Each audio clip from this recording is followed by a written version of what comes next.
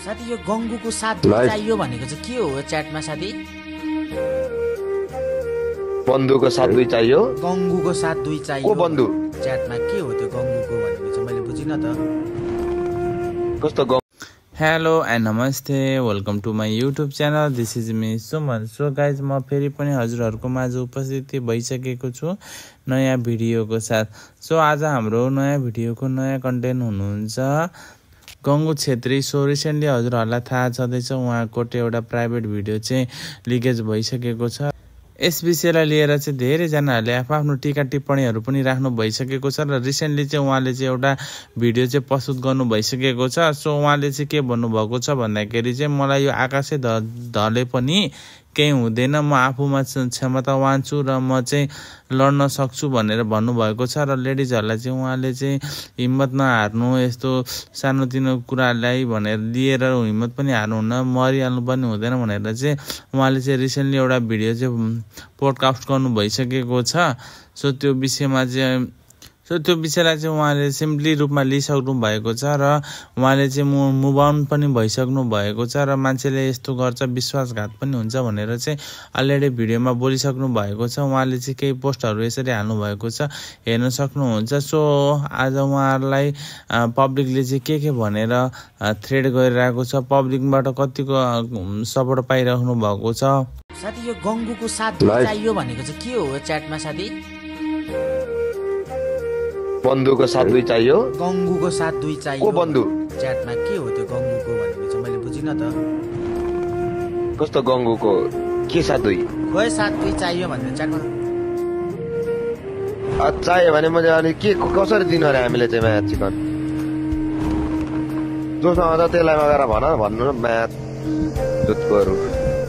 कस्तो के sex clip viral भएको हो र फेरि? ए जान्नु साथी गाइज त्यस्तो हो भने हैन, प्लिज गाइज है, सबैको आफ्नो आफ्नो प्राइभेसी हुन्छ।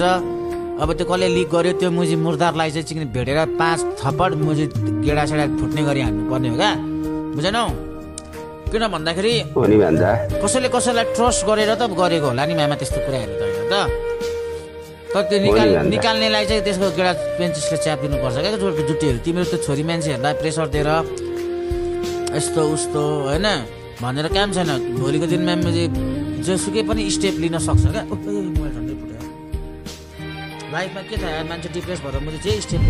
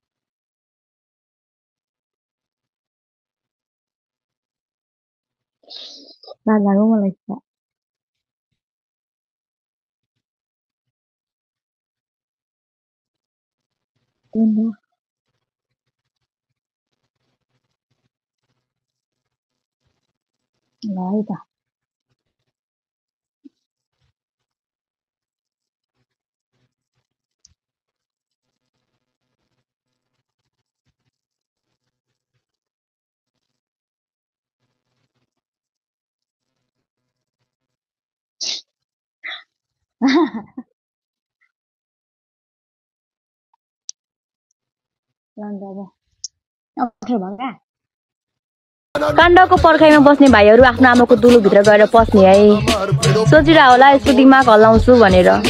एउटा कुरा सिधा छ भाइहरू, दिमाग त के मेरो भुत्ला नि होला हैन।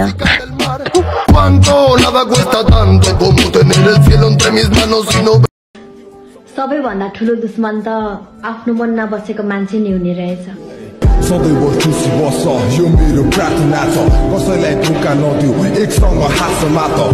र गाइज हाम्रो चाहिँ सेकेन्ड कन्टेन्ट हुनुहुन्छ माया गुरुङ। सो माया गुरुङको चाहिँ रिसेन्टली चाहिँ ब्लगहरूमा चाहिँ कोही व्यक्तिहरूले चाहिँ एकदम नकारात्मक कमेन्ट पनि गर्नुभएको छ र उहाँको बुढोलाई पनि डाका गुन्डा जस्ता नराम्रो तथा नाम शब्द प्रयोग गर्नुभएको रहेछ। सो उहाँले चाहिँ अनि आज चाहिँ एउटा भिडियो मार्फत चाहिँ आफ्नो फ्यान र आफ्नो कमेन्ट गर्नेहरूलाई चाहिँ आफ्नो त्यो समस्या देखाइरहनु भएको थियो। सो उहाँलाई चाहिँ अब धेरै अचार बनाउने कम्पनीहरूबाट डोमिनेट गरेको भनेर पनि उहाँहरूले चाहिँ यस भिडियो मार्फत प्रस्तुत गर्नुभएको छ। सो हामीले चाहिँ कसैले पनि कसैको व्यापारमा चाहिँ डोमिनेट गर्नु हुँदैन। सो सक्ने सहयोग चाहिँ गर्नुपर्छ। सो उहाँहरू चाहिँ युट्युबमा पनि एकदम रुचाइएको जोडी हुनुहुन्छ। उहाँले आफ्नो धारणाहरू पनि राख्नु भएको छ। सो उहाँलाई चाहिँ कसले के भनेको छ भनेर चाहिँ यस मार्फत चाहिँ पुरा जानकारी थाहा पाउनको लागि पुरा भिडियो हेर्न सक्नुहुनेछ। हामीलाई माया गर्नुहुन्छ नि उहाँहरूले चाहिँ मेरो कहिले पनि नराम्रो चिताउनुहुन्न क्या, कहिले पनि नराम्रो चिताउनुहुन्न क्या।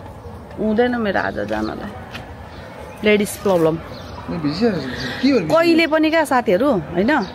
मेरो नमस्ते आज बुढाले विशेष बुढाको अचार अनि त्यो भनेको क्या बाबा हामीलाई कमेन्टहरू हाम्रो भिडियोहरू जसले मान्छेले मिसयुज गरेर बनाएको हुन्छ नि हो त्यो भिडियोहरू हामीलाई पठाउनुहुन्छ नि अनि त्यो बारेमा कुरा गरेँ क्या मैले। त्यस्तो कमेन्टहरू गर्छ मेरो बुढालाई त के भनेर डाका भनिरहेको थियो के अरे डकेटी अरे के अरे डकेटी यस्तो लेखेको रहेछ हो एकजना दिदी हाल्नुभएको थियो कि यो यता आउनु देख्नु भएन बाबा अनुपुरुङ बुढाको अचार डकैती मैले 1000 रुपियाँ हालेको थिएँ।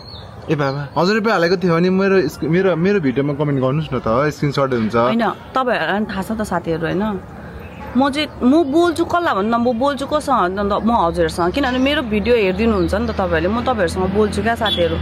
तर तपाईँहरूले नहेरे पनि होइन अरूहरूको भिडियोमा कसरी चाहिँ नराम्रो कमेन्ट गर्नु भन्नु त। डकेटी अरे के अरे हामीले पैसा खायौँ अरे उसको हो त्यस्तो पो आइरहेको थियो। 1000 रुपियाँ खाइदिउँ अरे हामीले ल हेर्नु त त्यो 1000 रुपियाँ खाएर हामी के चाहिँ गर्नु होला फेक आइडीबाट क्या ओरिजिनल आइडीबाट त खोइ त नि अनि म चाहिँ यो सोच्छु क्या नेपालमा गरी खानु होला नि नेपालमा चाह्यो भने मान्छेले नेपालमा गरी खान्छ भन्छ नि एकदम गाह्रो छ नेपालमा गरी एकदमै गाह्रो छ। मैले भने नि नेपालमा नि होइन मलाई कस्तो लाग्छ भने हाम्रो नेपालीहरू चाहिँ कस्तो छ भने एकदम सेन्सिटिभ छ। कस्तो कुरामा भने दुःख गरेको छ यिनीहरूलाई सपोर्ट गर्नुपर्छ भनेर ओभर मन तनदेखि पनि पुस गर्ने 50% हुनुहुन्छ भने पुस गर्ने 50%ले माथि उठाएको छ भने 50%ले यसरी तल झारिदिनु खोज्छ क्या। त्यो चाहिँ एकदम थर्ड क्लास मान्छेहरूले गर्छ क्या किनभने मजदुर गरेर आइसकेको मान्छेलाई हामी पनि त्यो स्टेपबाट हामी यो ठाउँमा आएको यिनीहरूलाई अझै के अरे त्यो ठाउँमा बनाउनु पर्छ यिनीहरूले आफ्नो परिवारको लागि गरिरहेको छ यिनीहरूलाई हामीले सपोर्ट गर्नुपर्छ भनेर सोच्यो भने नि एकदम राम्रो हुन्छ सबैको लागि राम्रो हुन्छ क्या। यो त एकदम माथि पुग्दैछ यो त हाम्रो लेभलमा पुग्न आँटो यो कसरी हिँड्न आँटो हो त्यो टाइपको छ क्या हाम्रो सोसाइटी। अनि एकदम गाह्रो छ क्या नेपालमा गरी खानलाई। म अचम्म लागेर आउँछ क्या मान्छेहरूदेखि लिएर कमेन्ट गर्नलाई कति लाज नभएको भन्छु कि म फेक आइडी बनायो मान्छेको इन्टरटेनमेन्ट गर्यो मान्छेको बिजनेसलाई असर पारिदिन्छ हो।